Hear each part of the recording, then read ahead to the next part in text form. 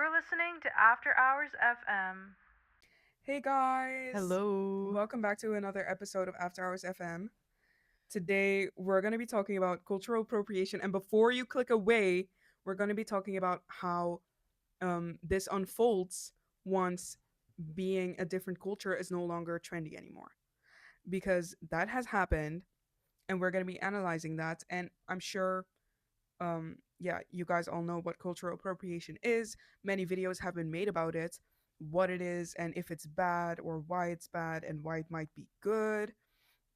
But just in case you forgot or you want a little reminder, the definition, according to Cambridge Dictionary, is the act of taking or using things from a culture that is not your own, especially without showing that you understand or respect this culture. Today, we're going to be looking at how this occurred in the 2010s and how it looks now, a decade later.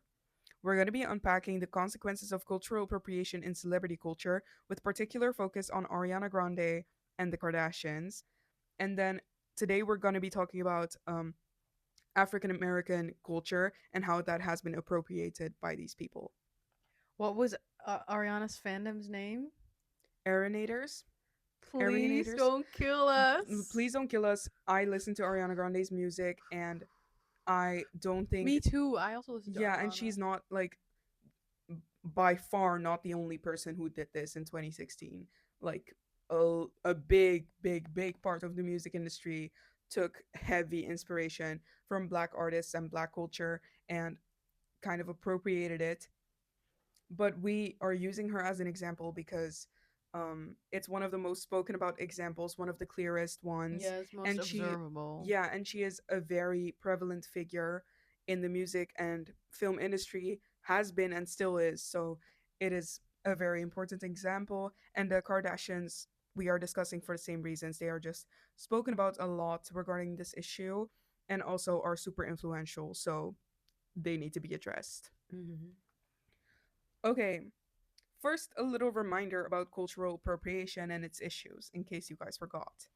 So, in their book about cultural appropriation, Aurelia Barden and Jennifer M. Page started it off with an example, which I thought made the concept very clear and also all of the issues people could possibly have with it. And their example was a commercial by Dior for their Sauvage perfume back in 2019. Sauvage, just to be clear, means savage in French, and yours French.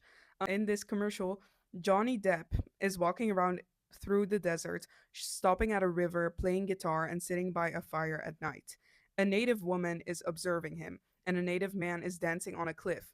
Both of them wear traditional native dress, and the instrumental that Depp is playing is a cover of Rumble by Shawnee.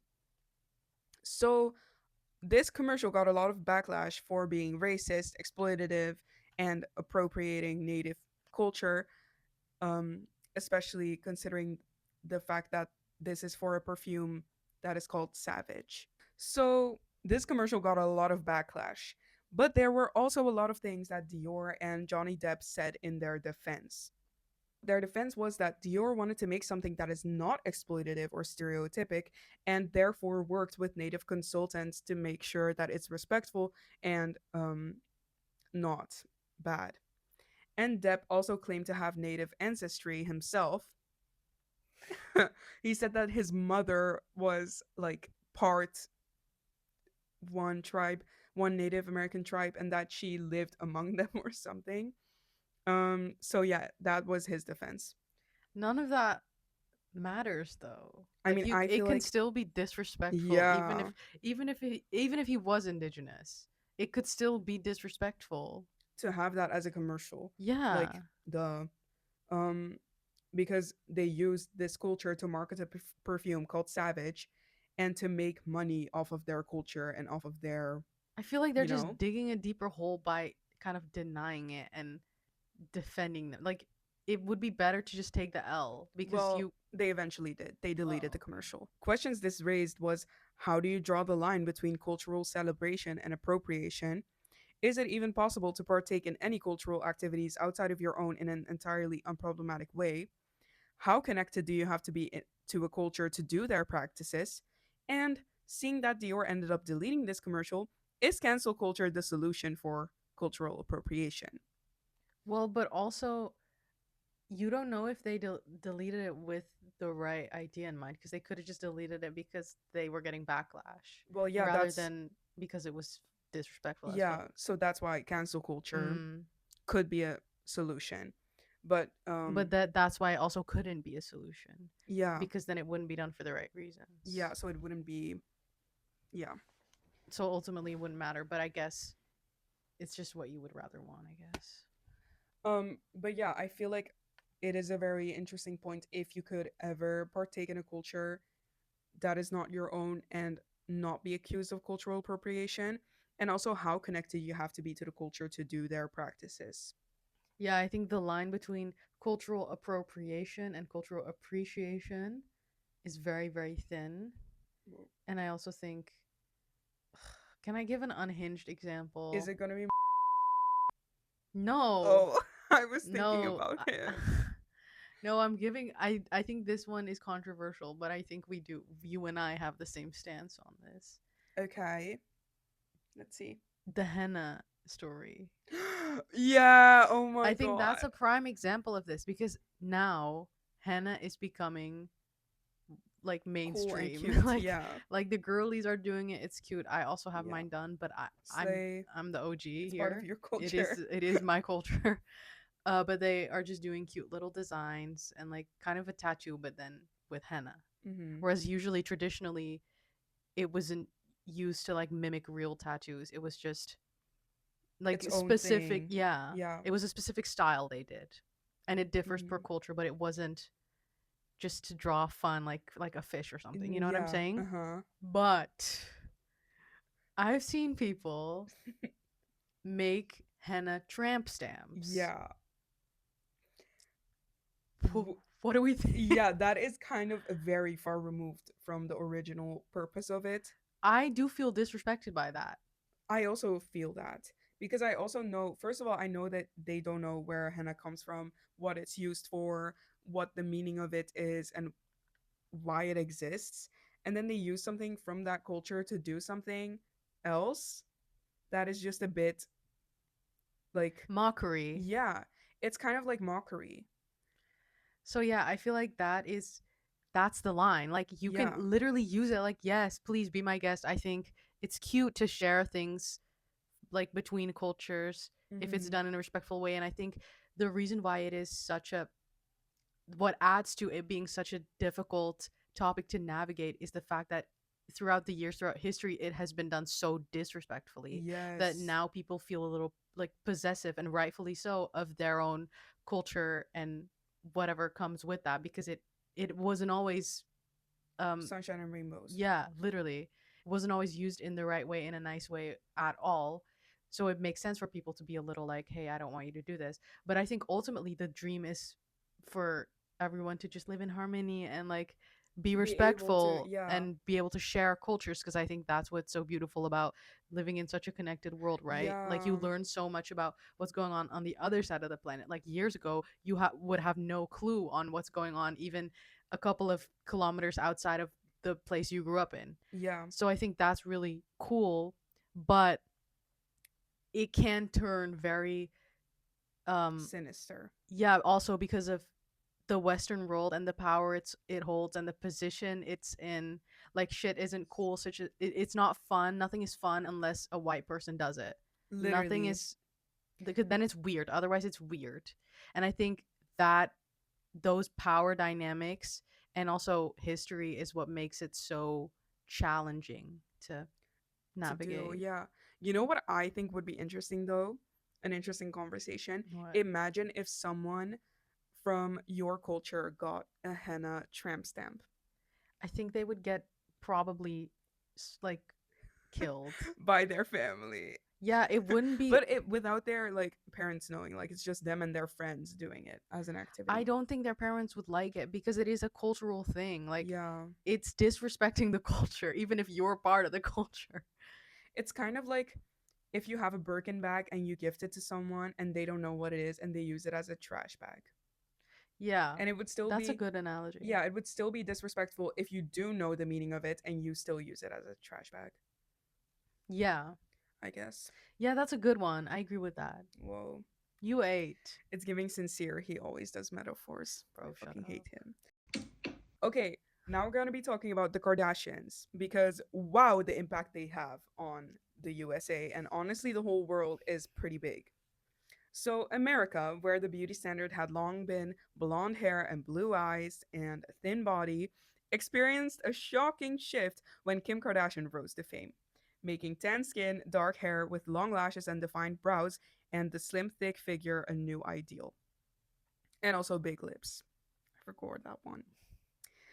So yeah, she really changed the whole idea of beauty, and there have been multiple studies done about this.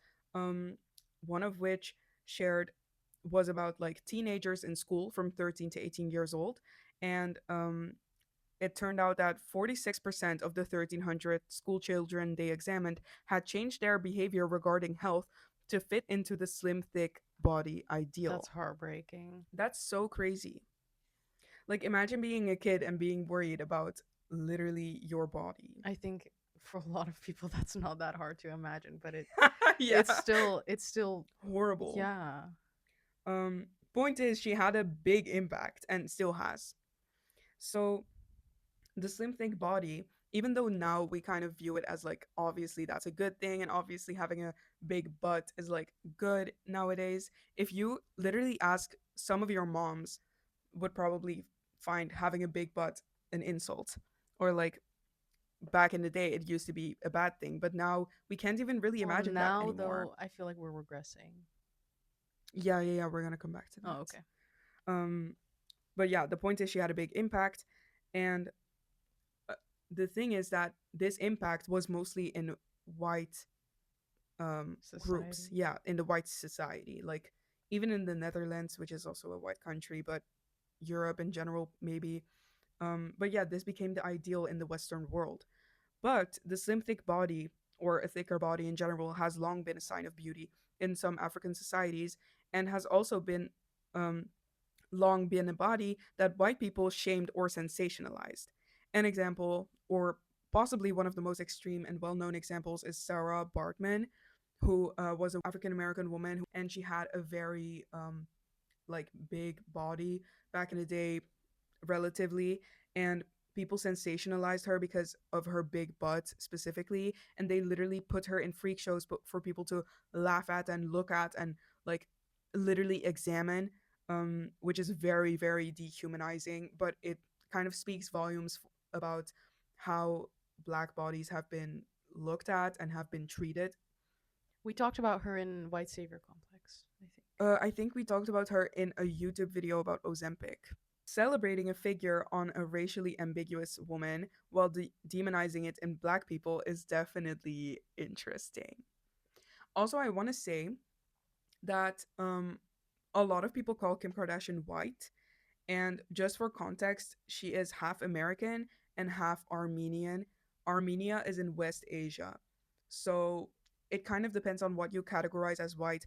Obviously, it's a social construct. White as a concept is not a real thing that can be tested. But yeah, you could consider her white or racially ambiguous. I don't know. But yeah, that's just important to keep in mind, I think.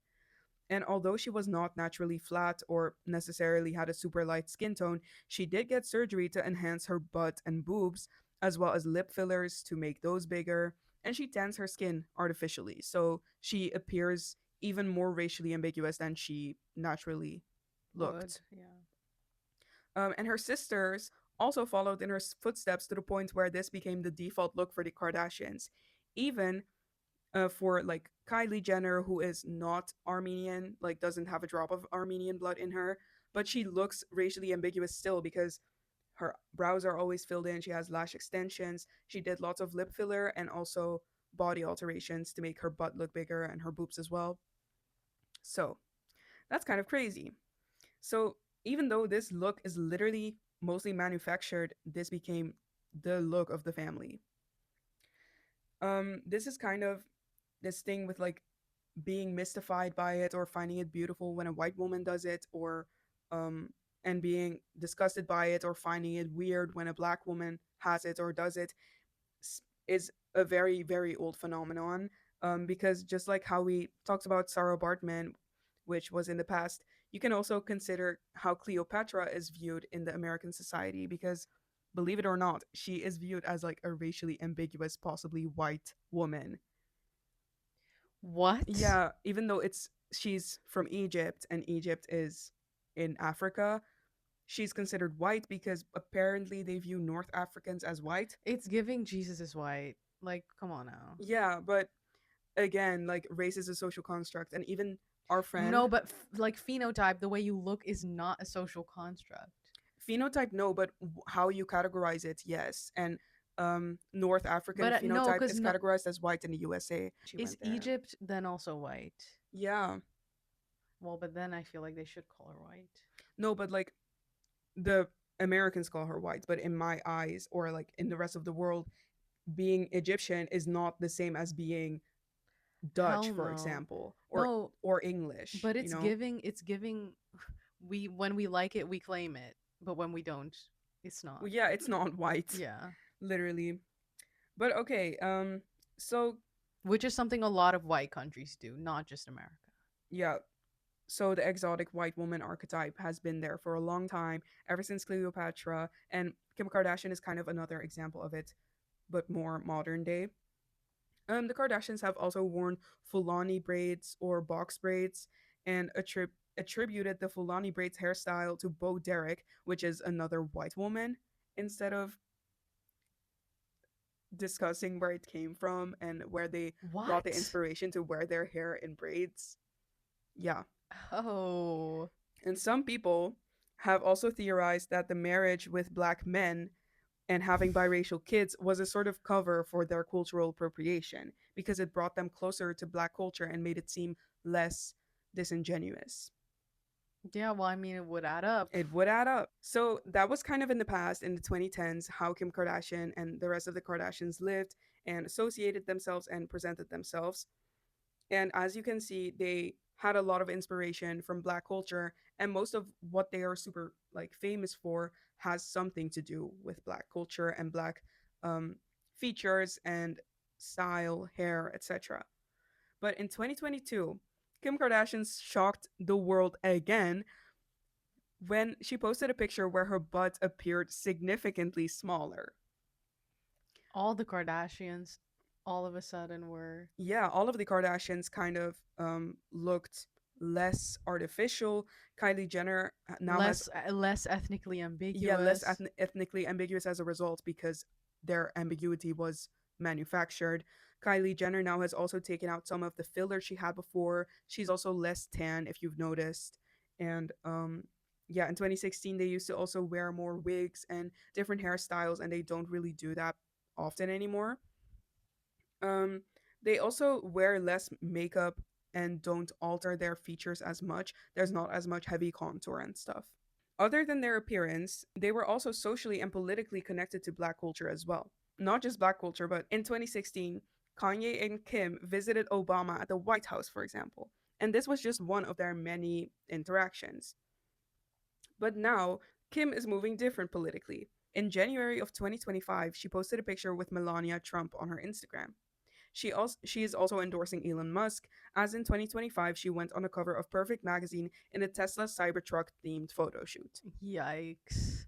So besides just culturally and socially no longer being that connected to the black community anymore, they also politically kind of moved from a more progressive democratic political public stance to a more conservative one.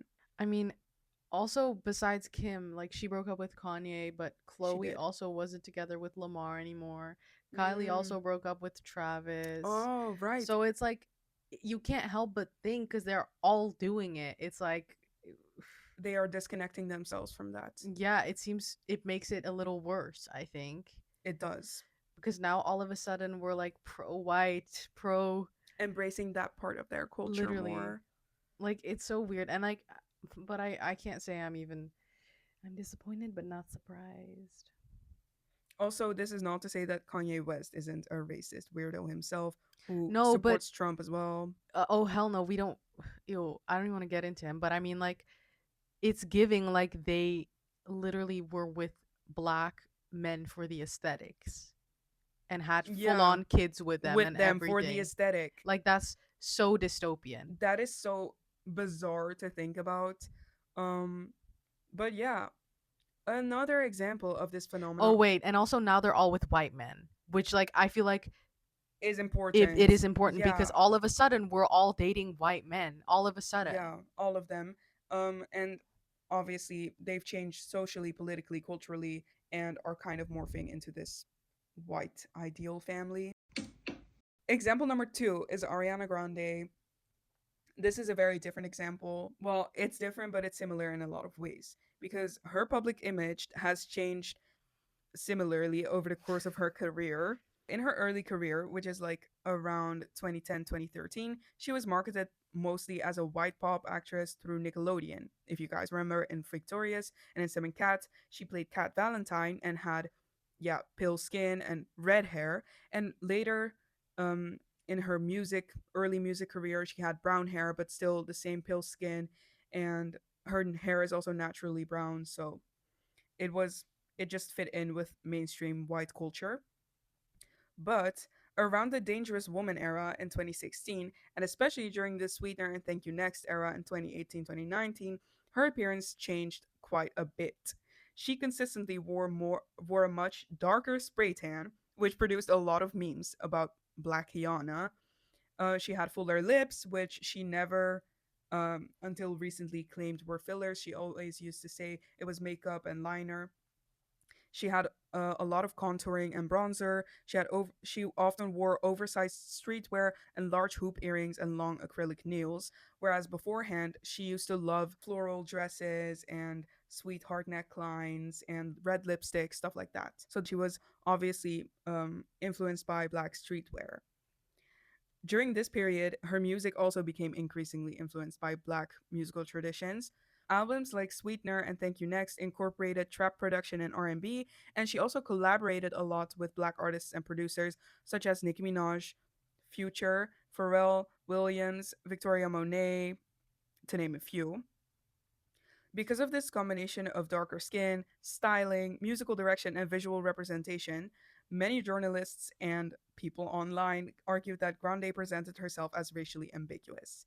She became one of the celebrities most frequently mentioned in discussions of blackfishing or having a black scent.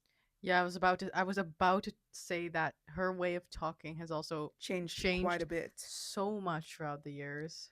But yeah, blackfishing, which is also something the Kardashians have been accused of, is non black individuals presenting themselves with darker skin, hairstyles, makeup, or facial features associated with blackness while retaining the social privilege of being white. The concept has been discussed extensively in media studies, and a 2021 peer reviewed paper uses Ariana's Seven Rings era as one of its examples. Seven Rings is also one of the examples for her songs where she uses AAVE, which is African American Vernacular English. Um, and some people say that in interviews she used to have a black scent. Like one of the moments that went viral is when she says, "Kiyomi, get your ass in here," or "Bitch, that's my cookie, that's my juice," blah blah blah. Which arguably not necessarily a black scent, but or like a Well, black way of no, talking. but if you compare it, But if you compare it to the way she speaks now, it seems artificial and like she's doing it to fit a certain image that she associates with blackness, considering all of her other aesthetic choices and musical choices at the time were associated with that. yeah. Are we gonna talk about Arigato Grande and Yeah. what's the Arab Oh, I didn't know about the Arab one. hijabiana or something? I feel like Arigato Grande happened during There positions were more and though. also The Voice when she was a host there. The what? The Voice, Oh like the show. no, but there were more than these. You have Arigato, you have Blackiana. Yeah, but the rest is kind of a joke. It's Like all a the joke Yeah, to but me. the real ones are, first of all, Italiana Oh Grande. yeah, That's her Italiano. original state, like her natural state. Then you have Blackiana. Then you have um Arigato Grande, and then you have some people argue that there was also like a Hispanic era for her and also an Arab era I and want to also know all the names. I don't know all the names. We can look them up later. Okay, but the thing is The release of Seven Rings intensified the discussions that were already being had about her racial ambiguousness. The song and music video borrowed heavily from hip hop aesthetics, and critics argued that they commodified elements of black culture. Rapper Princess Nokia publicly claimed that parts of the song resembled themes from her own music, celebrating black women's hair and identity, which is also something that Ariana kind of incorporated in her own style by often wearing wigs and artificial hair, very high ponytails with like beads in it, which added to this aesthetic. And around the same time, Grande also faced criticism for posting and later deleting an Instagram story saying, "White women talking about their weaves is how we're gonna solve racism." But she later acknowledged the backlash and also apologized for this incident. Bare minimum. What the hell? Yeah. And about the Arigato Grande era, she was criticized for her Japanese language tattoo, which contained incorrect characters. Uh, but Do you know what it said? no, I actually Oh, don't. Should I look it up? yes. This is important. Okay. So Ariana Grande's famous Japanese palm tattoo translates to shi shirin, which is a small traditional Japanese charcoal barbecue grill. She intended kanji to read Seven Rings to celebrate her 2019 single, but left out the middle characters due to the pain of the tattoo session. So she ended up Oh my god. tattooing charcoal barbecue grill. That's tragic. Well, it would be very stupid to take out a whole character. Like you wouldn't take out a bunch of letters out of your tattoo. No. Like that's just She could have just done like 7 or something. yeah. Like, or just rings. Yeah. I don't know what she was thinking with this, but okay. Um yeah. Damn. Anyways, yeah, a lot of people also mostly noticed her skin tone changing a lot from literally stark white to extremely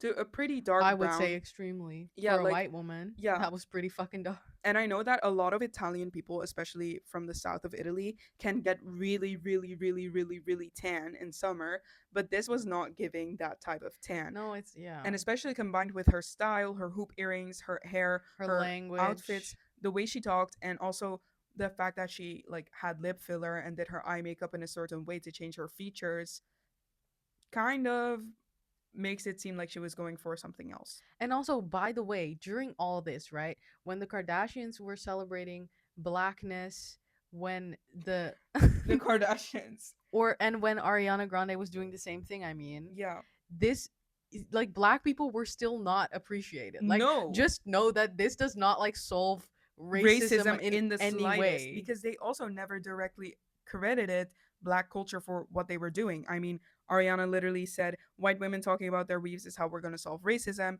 Kim Kardashian attributed her Fulani braids to a white woman. Like, none of this was solving racism Yeah. at all. They were just associating themselves with black people to make themselves seem less racist. And like, it's not coming out of a place of racism, but it's just coming out of a place of common interest. Yeah, but I feel like it's pretty like, oh right, of course this is like from black culture, like duh, but it's never been credited Explicitly, to yeah. them, and it's also never been appreciated in black people. People, because if you see them with the braids, you're not going to be as amazed as most people were seeing Kim Kardashian apparently. Or if you see them with a high ponytail, it's going to be like, "Oh, but it's Yeah. fake and it's this and it's that." Whereas people I literally know people who saw Ariana Grande with that ponytail and they were like, "Oh, she's so feminine and amazing for having that long hair and that thick hair." Girl, gee, thanks. She just bought it. Like, hello, Period. she literally said it in Seven Rings that it's fake, but people were still somehow making it seem realer than black women's hair. Literally, and like I said in the beginning, it's only appreciated when a white person does it, Hmm. unfortunately. Literally, because that's when it becomes exotic instead of weird. Yeah, literally. Beginning around 2022, and especially after being cast as Glinda in Wicked, Grande's appearance shifted significantly again. She stopped wearing the deep spray tan, returned to a complexion much closer to her natural skin tone, or maybe even lighter, but I don't even remember her natural skin tone. But definitely not what she would look like if she was tan. Not like Yana. Yeah, and she also dyed her hair blonde as well as her eyebrows. She started wearing softer makeup and pastel colors and styling inspired by classic Hollywood and musical theater rather than hip hop. And she kind of described this or some of this as returning to her roots because she obviously started out with musical theater and her old style was kind of classic Hollywood, like 60s things. But some things were new, such as the blonde hair, the light brows, and also her new way of speaking, which not only is a stereotypically white accent, but I don't know how to describe it, but it's specifically an older white lady accent. Also, just the way she acted. Like, it wasn't just the way she spoke, but like, for example, I don't know if it was a PR stunt or like, The donut lick. I don't know what the hell you're talking about. I mean, her thing with Cynthia, like her being so like emotional and Yeah, vulnerable and yeah. like a little old lady for real. And people describing Cynthia as her protector No, and oh my as god, her, yeah, and as like the aggressive one, and Ariana as like the little scared one the who needs to be fragile, protected, dainty. fragile, dainty, and not to like conspire and theorize. But if you look at the Wicked cast and you see the transformation of their bodies, you can also see the transformation of Cynthia's body into something a lot more fragile and small. And this paired with the fact that people were calling her aggressive and Ariana's like protector and being rude and weird and closed off is very problematic. Like the extent to which um black women are kind of masculinized for literally just existing, and white women are put on a pedestal for no reason. Literally. But just compare the way she talks and acts now to the way she did. And like, of course people can change. Like, I'm not trying to say like, oh, you have to be someone and then stick with it. Like, obviously not, but it's it's literally giving you changed rays. Yeah, and yeah, this visual Please transformation don't kill obviously led us. no, but this visual transformation obviously led a lot of people online to talk about it and to literally directly address that Ariana's racially ambiguous image that she had cultivated for herself in the 2010s changed into something conventionally white and like more easily understandable by the general public. And some scholars argue that this illustrates a broader pattern in celebrity culture. White celebrities can adopt aesthetic elements associated with black culture when they are commercially valuable, but can later return to an unambiguously white image without facing the systemic discrimination experienced by black people. This argument is about structural privilege rather than Ariana Grande's personal intentions. Um, as you guys know, Ariana is not the only one. The Kardashians are not the only ones. The whole a big part of the industry did this. Like even if you look at random singers from that time, like Little Mix, they also darkened Mm-hmm. their skin quite a bit. They Like, it became a it trend. did. And even BB Rexa, like I could name countless examples. And if you think about any like big female pop star at the time, you would probably also come to the same conclusion. But same with the male pop stars. Obviously, personal change and growth is good, but And we're not saying you should pick one aesthetic and stick with it. of course not. But this is like, I feel like none of these artists would ever say, "Oh yeah, this is from black culture." Like, No, they would credit where never. credit is due. Like, that would never happen.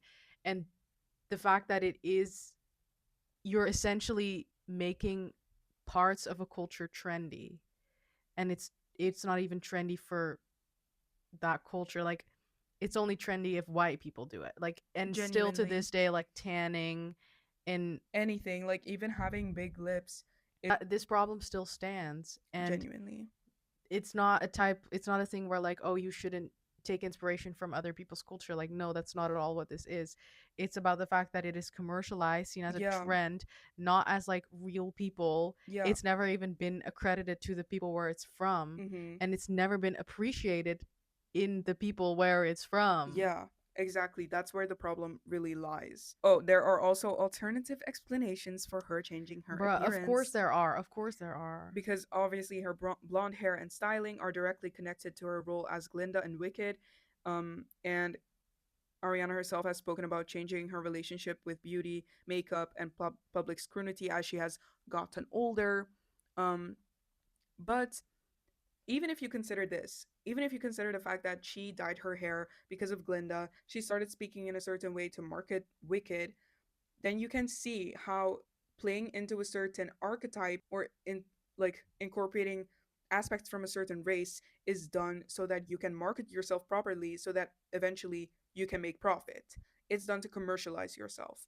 And if she did that for Glinda, that means she did that in the past for her music and she did that on purpose so that she could make more money. Exactly. And the only reason why it's less problematic now is because it is a white woman and she is a white woman. Yeah.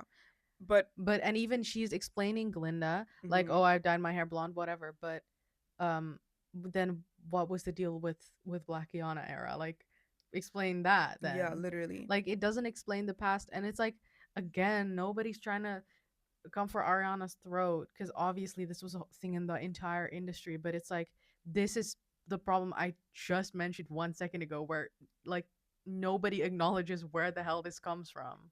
What's also really funny is this reminded me of a TikTok that I saw like pretty recently, and it was something like oh my god, back in 2016, we didn't know what we had with the radio. Like we had Drake, Rihanna, Frank Oh my Ocean, god, I saw this you too. know? And now we have like Sabrina Carpenter and Alex Warren and Taylor Swift, and it all sounds so much worse. And then I was like, why is no one making the connection in the comments that this is also a racial issue? Like back in the day, there were just a lot more black artists that were appreciated and celebrated way more than there are now. And of course, now there are still a lot of very influential black artists who are doing very well for themselves, such as SZA, Kendrick Lamar, even Drake, I guess. Yeah, yeah, he's doing well. Yeah, but in But is he 2016, black? yeah, he's part black. Oh, But in 2016, it was definitely a different type of impact that white people could not replicate. 100%. Also, That's do why white you? people appropriated their culture Yeah, of course. to Because make more why? money. Yeah, Yeah, why would they do it if it wasn't for profit? Um, do you think?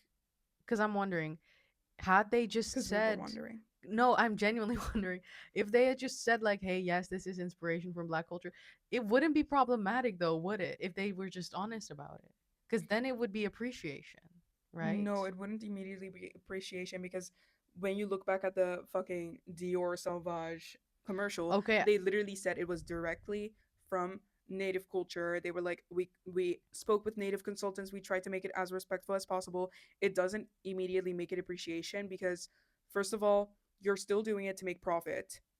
Second of all, you're still changing your aesthetic whenever is like suitable for you. Like first you make it your whole identity or a very big part of your identity, and it becomes part of what makes you marketable, part of your brand and what people know you as. And then later you completely let go of that. You're Mm, like, that was just a phase because I was younger and I didn't know who I was, and now that I'm older and I'm a white wise old woman, even though she's literally 30, it's like now I know who I am and I can look back and blah blah. yeah, you're right, but I do think it would make it less problematic, It would make it a lot less problematic if they would just actually name the source instead of vaguely or just circling around lie. it. Lie? No, I mean like they are lying Oh, yeah, they are instead of saying the real yeah. answer. I don't know if that's what their managers told them or what Probably. the hell was I going think the on. whole thing with people denying that they've done like Botox and everything, I think that is Yeah, because they're not allowed to say it or something. yeah, I like don't they know. were advised not to, Mhm. which I guess makes sense for the time. And now a lot of people are more open about it. Like back in the day, Kylie Jenner also used to deny that she had any work done. I think Kim Kardashian also denied a lot of stuff. Yeah, but for Kylie, it was particularly interesting because she was selling these lip kits. Oh And yeah. she was saying that, like, oh, yeah, I have naturally very thin lips, but I got this through makeup and blah, blah, blah, which was not true, obviously. And then people genuinely tried that and bought that. And now she was like one of the youngest billionaires Mhm. ever Mhm. because of that, because of lying and tricking the public. She also used to deny her breast implants, but like I think 1 year ago or 6 months ago or something, she posted a comment saying her exact Yes. like What she got. yeah what she got so that other people could get it too. And now people are like, oh my god, I love how she's so honest. Yeah. She's such a girl's girl. She is a billionaire's billionaire, guys. Please, she is just doing whatever is profitable at the moment. For Um, real. but yeah, now we are seeing that cultural appropriation and whatever was trendy back then and whatever even gave maybe people of color a speck of hope of like, oh, part of who I am is now becoming like good and a pillar of success. Now all of that has plummeted and faded away, and none of that is a trend anymore. Like, I don't know, thin eyebrows are becoming a trend again, no longer having that big of a butt or necessarily having big boobs. um No, small boobs are chic now yeah, or small boobs are something. chic, and big boobs are ghetto, and BBLs are club outfits that you can't take off, according to some people. Like there are very problematic statements behind this, and this is what happens when you turn something into a trend. People will shit on it later on, which Mhm. is so dangerous when it's literally a culture. So even though it might seem nice at the moment, It's gonna it's fade. going to fade, and it's going to be maybe arguably worse afterwards because people will treat it as like one big mistake that they made back then, but for you it's something that's just connected to you Yeah, for the rest of your life. for So real. yeah, that is the aftermath of cultural appropriation. Not even the aftermath, because I'm sure there's going to be more to come. Yeah, Stay tuned. stay tuned for the rest of the aftermath. Um, Thank you for listening. Yes. You can listen to more of our episodes on Spotify and YouTube on After Hours FM. We also have a YouTube video. We also have a YouTube channel where we upload more casual content called After Hours TV. We also have social media, TikTok and Instagram, After Hours FM with a zero instead of an O, where you can check out very funny daily videos. Yes. Thanks for watching. Bye. Bye.